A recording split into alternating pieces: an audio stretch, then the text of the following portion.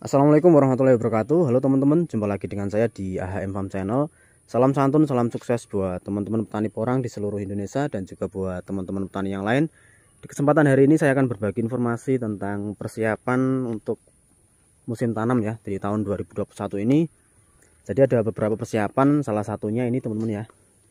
Kita sudah mempersiapkan pupuk untuk penanaman baru di tahun ini, tahun 2021.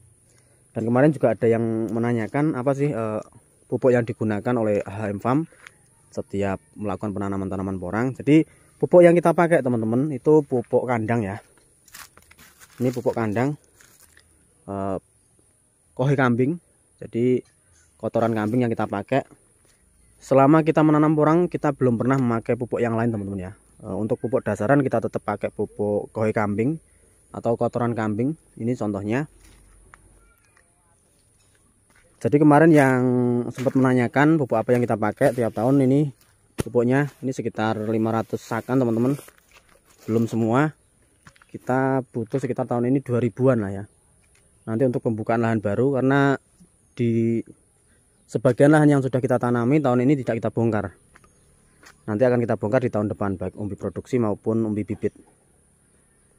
Terus ada lagi yang menanyakan bagusnya pupuk ini difermentasi dulu atau enggak. Ini sebetulnya tergantung dari petani masing-masing teman-teman ya. Kalau saya sendiri ini tiap tahun nggak pernah fermentasi. Untuk hasilnya seperti apa bisa teman-teman cek videonya, mulai dari penanaman awal sampai pertumbuhannya juga ada lengkap ya di video tahun 2020 dan di video tahun 2021 ini. Karena sebetulnya tanaman porang itu super simpel teman-teman. Tidak dikasih pupuk pun tanaman porang ini akan tumbuh dengan normal juga, dengan bagus. Karena awalnya memang tanaman ini tanaman liar. Dan salah satu alasan kita itu. Yang kedua, kita lebih menghemat biaya ya. Dengan harga yang saat ini terus turun, mau tidak mau ya kita harus meminimalisir pengeluaran. Jangan sampai kita diribetkan dengan perawatan sehingga nanti pas waktu panen justru nanti kita mengalami kerugian. Ini yang kita hitung-hitung dari awal. Karena kalau untuk penanaman dalam skala besar, misal kita pakai pupuk sekitar 2000 sampai 3000 sak dan untuk proses kita memasukkan ke karung juga butuh biaya. Terus kita harus fermentasi dulu, yang jelas pengeluaran nanti akan bertambah banyak lagi. Dari sini setelah kita aplikasikan dari beberapa tahun yang lalu dan hasilnya juga cukup lumayan bagus. Ini di video sebelumnya juga ada, teman-teman bisa cek videonya. Kita tidak pernah melakukan fermentasi. Ini yang menjadi alasan kita di sini ya, sehingga pupuk yang kita pakai langsung tidak kita fermentasi dulu. Tapi kalau ada yang menanyakan bagus yang mana, jelas lebih bagus yang difermentasi teman-teman.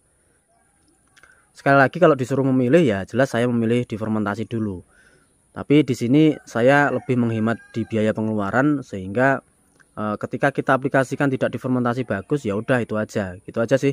Karena tanaman porang itu simple dan jangan diribetkan ya. Ini tanaman yang mudah untuk dibudidayakan. Karena sifatnya susah mati teman-teman. Mulai dari umbinya dibelah bisa, katanya dibelah juga bisa.